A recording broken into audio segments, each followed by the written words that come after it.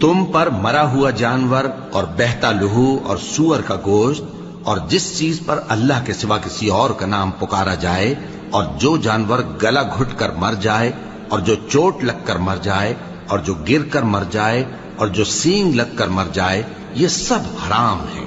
اور وہ جانور بھی جس کو درندے پھاڑ کھائیں مگر جس کو تم مرنے سے پہلے ذبح کر لو، اور وہ جانور بھی جو غیر اللہ کے آستانے پر ذبح کیا جائے، اور یہ بھی کہ پانسوں سے قسمت معلوم کرو، یہ سب گناہ کے کام ہیں۔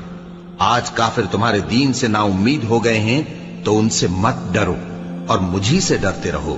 آج میں نے تمہارے لیے تمہارا دین کامل کر دیا ہے اور اپنی نعمتیں تم پر پوری کر دی اور تمہارے لیے اسلام کو بطور دین پسند کر لیا۔ ہاں، جو شخص بھوک میں ناچار ہو جائے بشرطے کہ گناہ کی طرف مائل نہ ہو تو اللہ بخشنے والا ہے، بڑا مہربان ہے۔